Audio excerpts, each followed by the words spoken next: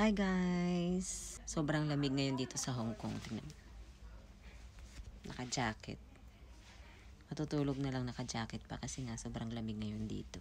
So, ngayon ay Sunday, kaya day off ng auntie ninyo. Sobrang nakaka-touch kasi kanina sobrang pagod kasi ang dami kong ginawa kanina maghapon. Kaya ang sakit ng ulo ko. Tapos, pagpasok ko dito sa bahay, andyan yung mga amo ko.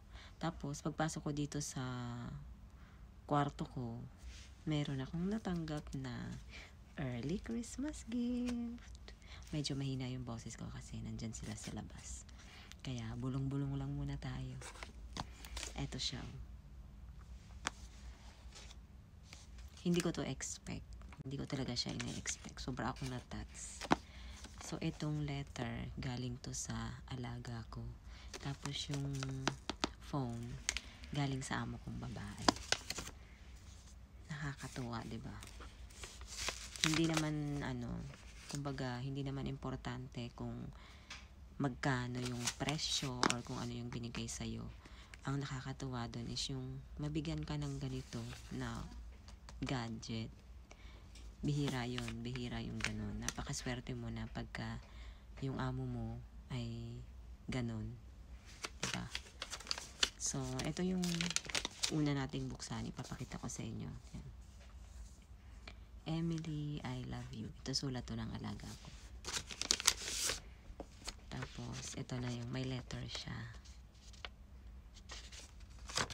Sabi niya ay, Dear Emily, Merry Christmas, I love you.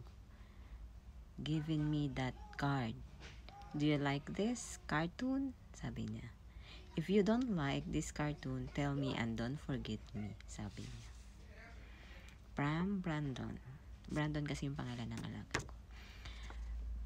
Kanina pa niya ako binabantayan. Pabalik-balik siya dito sa room ko kasi gusto niya na i-open ko na yung phone. Kaya lang, dahil nga gusto kong i-video, kaya sabi ko, mamaya na lang. So, ito na. Tinuruan niya pa nga ako. Sabi niya, pagbubuksan ko daw, tuklapin ko lang daw to. Diba? Tinuruan niya pa ako. So, tanggalin na natin.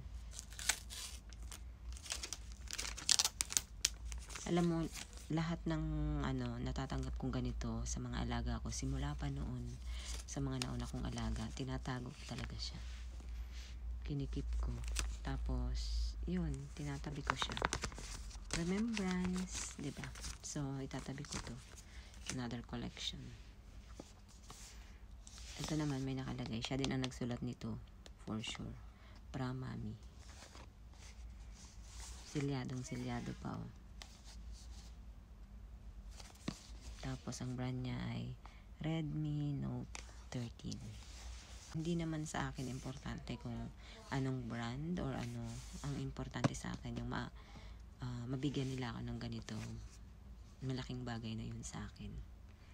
So, gusto kong ipakita sa inyo. Unboxing tayo.